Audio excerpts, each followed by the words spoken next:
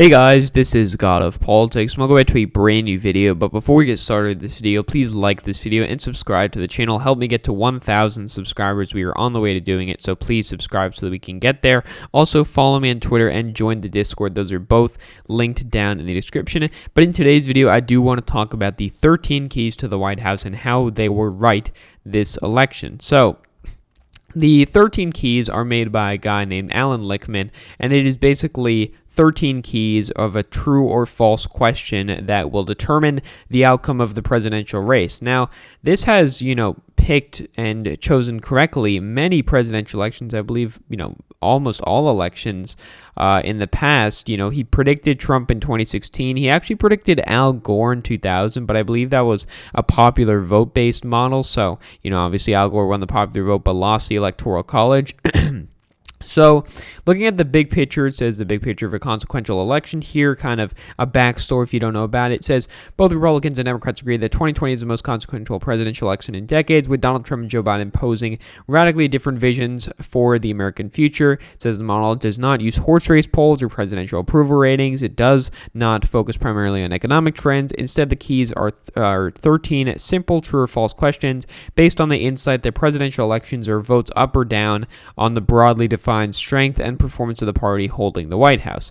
That is governing, not campaigning, counts in electing or re-electing the American president. The key gauge the big picture of a president's records, such as midterm election results, internal nomination contests, third-party challenges, the short and long-term economy, policy change, social unrest scandal, and foreign and military failures and successes. Only two keys relate to the candidates, asking whether the incumbent or challenging party candidate is a once-in-a-generation, broadly inspirational, charismatic figure. Unlike most academic models, the questions that comprise the keys model are simply and easy for anyone to understand and even use on their own. It makes for a good interviewer commentary, and anyone can weigh in with their own ideas. So, it does also talk about how this model has drastically changed since last year. Obviously, we had the COVID-19 pandemic that has been raging and is still raging around the world, worse than it's ever been at this point. And that's changed many of the keys, as Alan Lichtman, the guy who made this note, says, in late 2019, with the presidential election less than a year away, President Donald Trump was likely cruising to a second term in office, according to my keys to the White House model. Then, a few months later, everything changed when two national crises converged on America, the COVID-19 pandemic and nationwide protests against racial injustice. These extraordinary events and President Trump's feckless response have put his re-election in jeopardy, according to the keys. Not since the keys were first applied to the presidential elections in 1860, retrospectively, has such a dramatic reversal of fortune on the system occurred in just a few months. It says the currently grim, this is written on October 27th, so just before the election, it says the currently grim re-election prospect for President Trump is the verdict of a historically based prediction system that I developed in 1981 through collaboration with Vladimir Borak, one of the world's leading mathematicians. We based our keys to the White House model on the retrospective study of all presidential elections from 1860, which was when Lincoln was elected, to 1980, which was when Ronald Reagan was elected. The same model has since then successfully predicted the results of all 9 American presidential elections from 1984 to 2016, often years in advance of the election, in defiance of polls and the pundits. So, the actual keys to the White House that it does base, it has a lot of writing, and I will link this article down in the description if you do want to read it. It was written by Alan Lichtman himself. It is an interesting article. You should go check it out. But these are the 13 keys and how they went in this election. So, currently, the first key is party mandate. After the midterm election, the incumbent party holds more seats in the U.S. House of Representatives than it did after the previous midterm elections, so this goes against Donald Trump. There is no serious contest for the incumbent party nomination. This goes towards Donald Trump because really only a Joe Walsh and Bill Weld. That's not really a serious contest.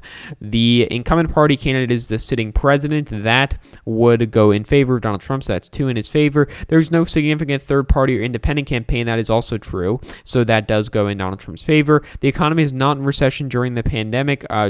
The economy is not in recession during the election campaign.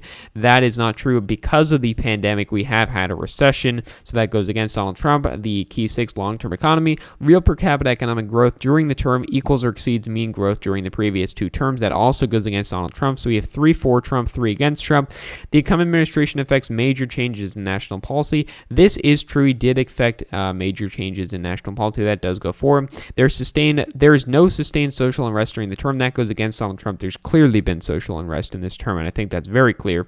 The incumbent administration is untainted by major scandal. That's clearly not true as well. Donald Trump was impeached, so that's 5 against him, 4-4. The incumbent administration suffers no major failure in foreign or military affairs. I believe he gave key 10 actually in favor of Donald Trump, saying that there was no major failure in national, foreign, or military affairs, but he also didn't give him key 11, which says the incumbent administration achieves a major success, so it kind of cancels each other out. Then the incumbent party candidate is charismatic or a national hero. He actually doesn't give this to Trump because he says that since Trump only appeals to a narrow base, it isn't really going to have the same effect of being charismatic than, say, someone like Barack Obama. So that key is turned against Donald Trump. But the final key, the challenging party candidate is not charismatic or national hero. Sure, Joe Biden's a likable guy, but he's not charismatic or national hero, so that does go in favor of Donald Trump. So Donald Trump does get key 2, key 3, as well as key 4, as well as key 7, as well as the key 10 and key 12 and key 13.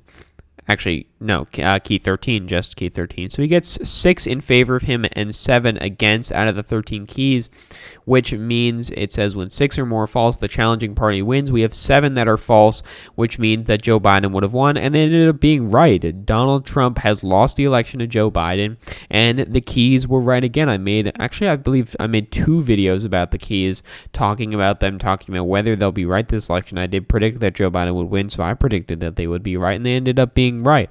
And, the keys seem very practical. If we look at 2019, for example, the only ones that went against Donald Trump were number 1, number 9, number 11, and number 12. So, he lost 3 of them. He lost the 2 economy ones, and he also lost, I forgot which one, he lost one of the other ones. So that is very crazy to see that this election, this prediction, this model, it's not a complex model written by Nate Silver or The Economist or whoever else makes these models, and usually ends up getting them wrong. But this election, was predicted correctly by the 13 keys, and I believe in the future we should also again trust the 13 keys because they've predicted every election right. Sure, they predicted Al Gore, but he predicted the popular vote win, and at that time, the popular vote had not split from the Electoral College winner in over 100 years. In 2016, he predicted Donald Trump would win the Electoral College. I believe he switched his system to using the Electoral College by that point, and now he predicts the winner of the Electoral College, and the same thing works, and Joe Biden is the victor from that. He predicted it, and that's how it turned out. So, again, I applaud Alan Lichtman. You should all read this article. You should also, I believe he has a Twitter. You should follow him on that. He should deserve some respect for getting this model that has again been proved right in a very decisive election and a very important election that was quite hard to predict in some ways. Donald Trump could have won this election, but he didn't. But Alan Lichtman did predict that Biden would win this election, and he was right. So thank you all for watching this video. Please like this video and subscribe to the channel. Also follow me on Twitter and join the Discord. Those are both linked down in the description. But again, guys, thank you all for watching this video, and I will see you guys later.